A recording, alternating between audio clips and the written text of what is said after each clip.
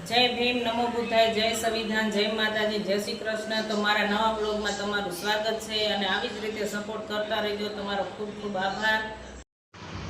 તો પહેલાં આપણે લોટ બાંધી લઈએ ઘઉંનો, એમાં મીઠું નાખી દઈએ,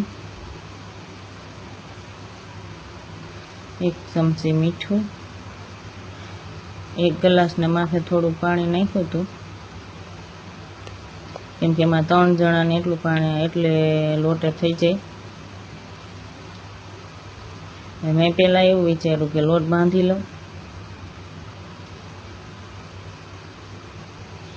મિક્સ કરવાનું ચાલુ કર્યું છે।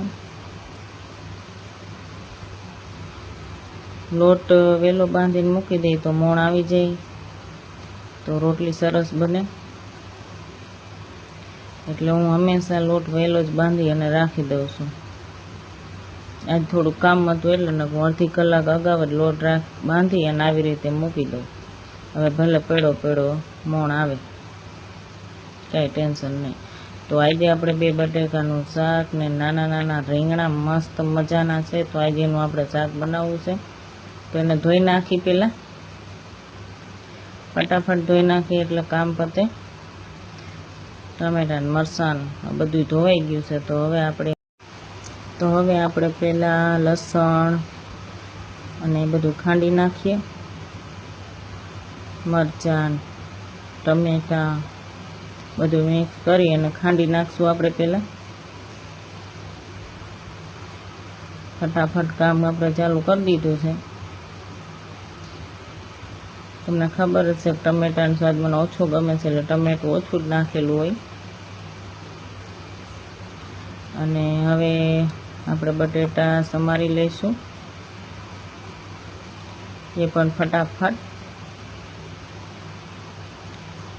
જોઈએ આપણી સ્પીડ કેવી, બાકી બટેટા સોલવાનું જોઈએ ને।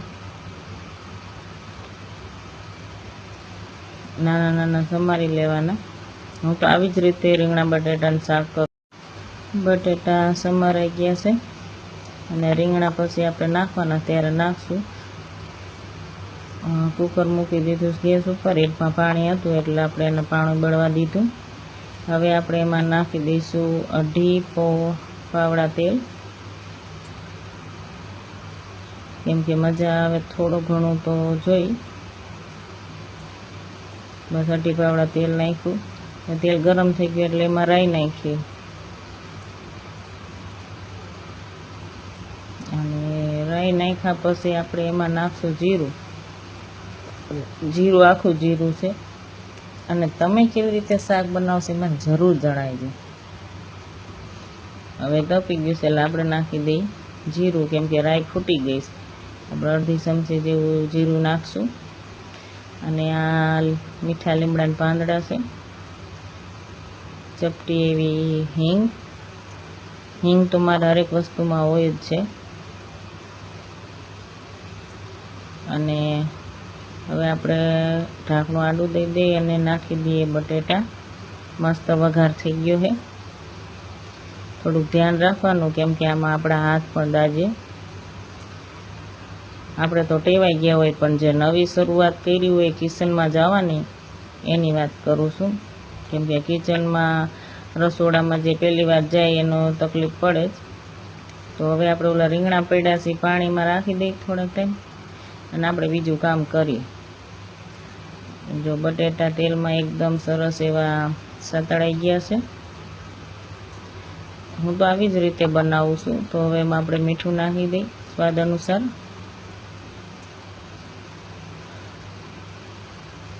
હવે એને કકડવા દઈએ હમણાં તેલમાં જ। પછી આપણે જે ખાંડું આદું મરચાં ટમેટા એ બધું નાખી દઈશું શાકમાં,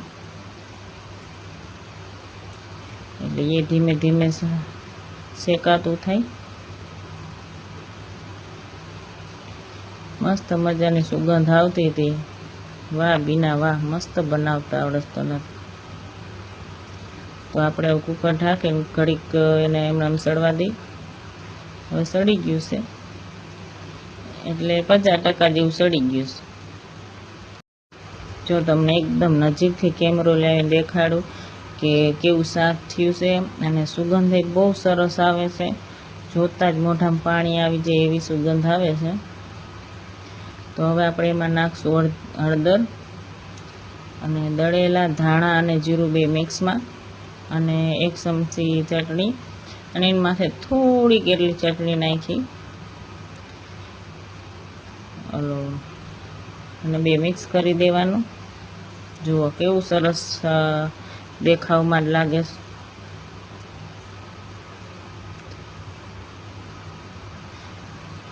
તો આવી જ રીતે મારા વિડીયો જોતા રહેજો, અને કંઈ પણ ભૂલ થાય તો કમેન્ટમાં કહેજો કે તમારી આ ભૂલ થઈ છે.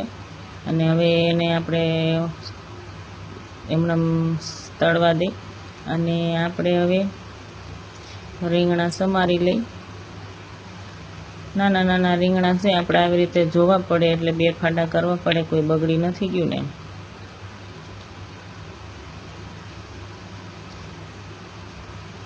હવે બધું સતળાઈ ગયું છે, બટેટા ને બધું.